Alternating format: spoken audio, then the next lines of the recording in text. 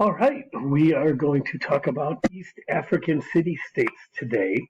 But to start the conversation, we're going to talk about Africa in general, kind of big picture here. And so this is first to give you an idea of what we're talking about, where we're talking about. We are going to be concentrating on East Africa today, right in here in this ballpark. There's the Great Zimbabwe here, Swahili city-states, Kilwa here. Eventually, we're going to talk about West Africa also. And so this is just to give you kind of an overview of what we're looking at. But I think one of the important things we need to do first is think about Africa. Really, the only time we have talked about Africa twice so far this year, we have talked about Egypt briefly, and then we talked about the Islamic states in North Africa, although I didn't go into great detail about that. We really haven't talked about sub-Saharan Africa at all. That is below the Saharan desert here. And so the first thing I want you to do is think about Africa. What are our common perceptions of Africa? You probably haven't studied it a lot in the past.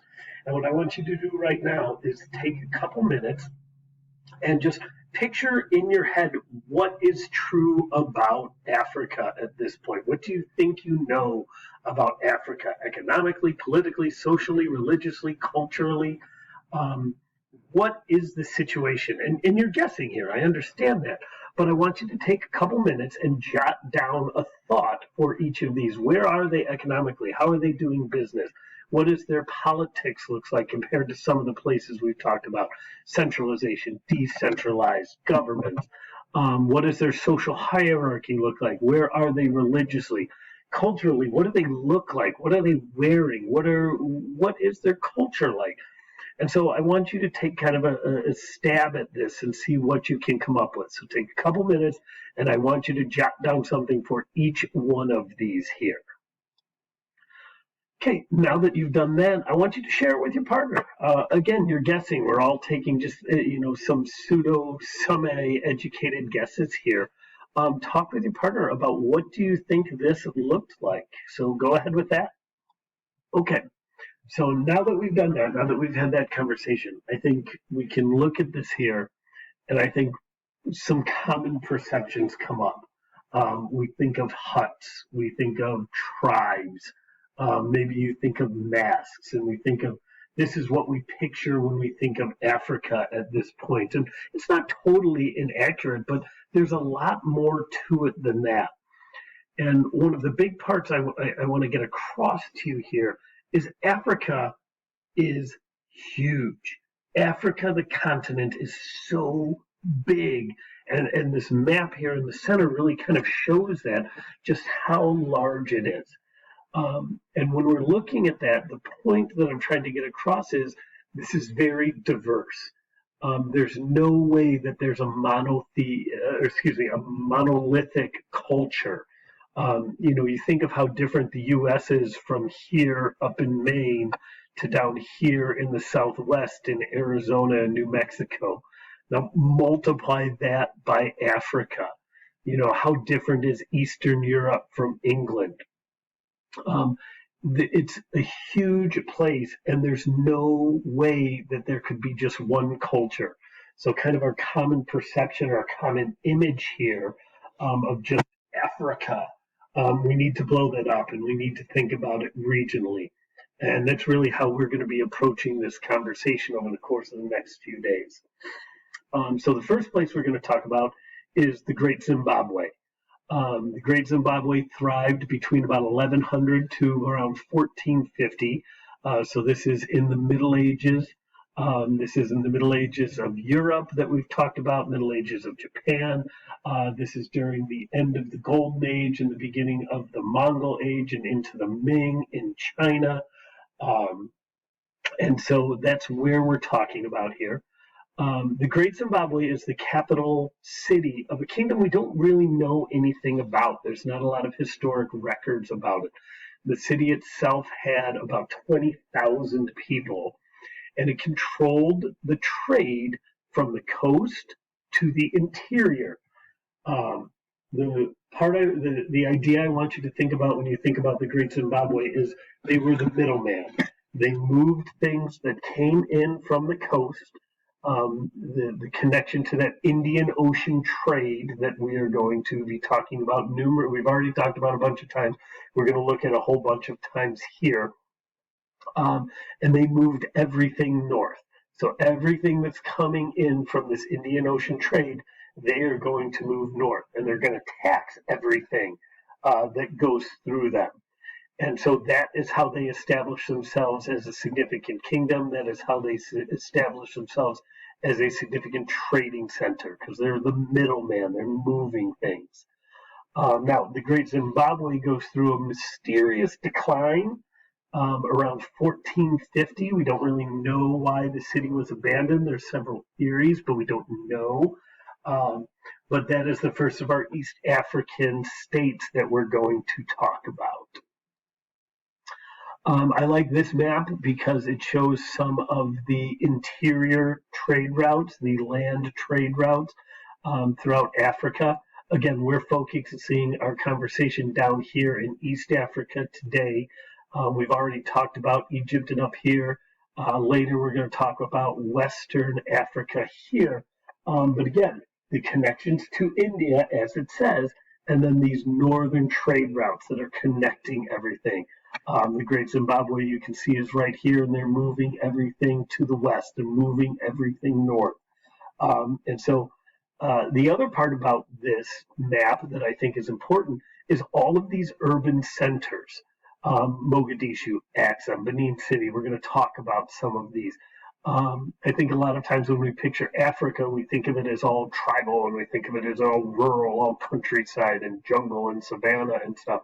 But there's a significant amount of urban centers here. And I think that's an important point to remember. And then once again, this map of the Indian Ocean trade, which we've looked at numerous times. We've looked at in reference to China, we've looked at in reference to India, but now all of a sudden pull this idea of East Africa and its role in this trade, connecting it to the global world. This Indian Ocean trade network is really important. We've talked about this numerous times, and it's not even going to be the last time we talk about it today.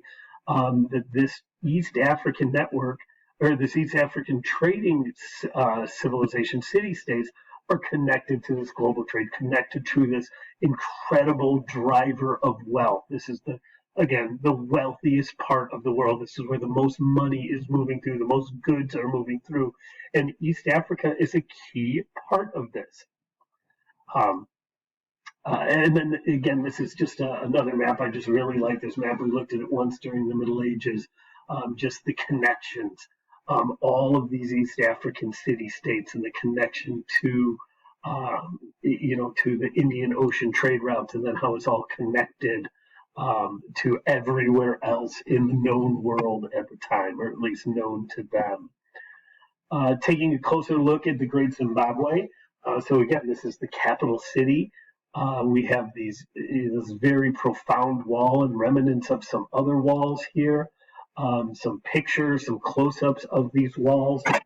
These walled cities are just as dramatic and just as significant as we see anywhere in Europe, anywhere in China, anywhere in India. I just think this is a super cool picture over the sun setting over the Great Zimbabwe, and you get an idea of this city up on a hill, this fortification up on a hill, and you see all the stone structures down around on the hill. An idea of what the city might have looked like when it was in its prime, as opposed to the ruins that we're just looking at there. And then again, just some storage area. And there's some videos here. We're not going to take the time to look at them now, but just a chance to walk around the site and to look at these. The next place we're going to look at is the one of the Swahili city-states, the city-state of Kilwa. This actually surpasses the Great Zimbabwe, kind of takes over for it. It surpasses it. after the decline of the Great Zimbabwe in 1450. This is the largest of the Swahili city-states. Swahili is a language group, and similar to Zimbabwe, they are going to control all of the trade that goes north. So this is everything that's coming in from the Indian Ocean, everything that's coming in from China, from Southeast Asia into and then going west is going to be controlled by Kilwa. Kilwa is not an empire. Think of it as like a trading cohort, like a cooperative. Like these cities all have different strengths, all have different locations. And yes, they're competing with each other, but they are all part of moving goods north. And so, again, this is the Swahili city-states. The reason they rose into such prominence after the decline of the Great Zimbabwe is they were as far as a ship could go from India in one season. So using the monsoons, using those trade winds, which we'll look at here in a minute, this is where they could get to, different areas they could get to, and then they're in charge of moving everything north. And so these are some drawings. These are European drawings that Europeans, when they ran into these city-states, were just blown away by the complexity of them and the commerce that was going through them. And this is contemporary drawings. These are both from the 1500s. And then this is some more, this is a more modern recreation of what this might have looked like. So this is the city center of Kilwa. And this is what it might have looked like, or somewhat of a recreation that it might have looked like. And then I just want to talk a little bit about the monsoons here. So the monsoons are seasonal winds, and in one part of the year, from November to February, they go from India down towards Africa, and then the other part of the year, they're going north. And so this is what's literally pushing the trade as we're going through one way or the other. So this Kilwa was as far as traders could get in one season based on the wind. And then I just thought this was really cool. This was a neat explanation from the United Nations. Kilwa traders dealt in ivory, gold, slaves, imported glass, silk, spices, porcelain. So a lot of these goods that we have talked about. And then the culture in Kilwa, like most of these East African city-states, was very cosmopolitan, very international. We've used that word before. The people spoke Swahili, which is a language group. They practiced Islam. Islam had made its way down from the Islamic empires and from Arabia down the coast. They practiced Islam. They interacted with Arabs and Persians up in here. And this created a very unique culture area. A very unique mix and cosmopolitan region. And so, again, I think, our image of Africa as tribal and as rural, and, this is really beguiling that. This is really going against that. And so to that end, I want you to have the conversation with your partner. How do these civilizations along the east coast of Africa challenge our common perceptions of Africa? How do they challenge those initial images that we had of Africa at the beginning of this slideshow? So have that conversation with your partner, and then you'll be told what you're doing next after that. So thank you.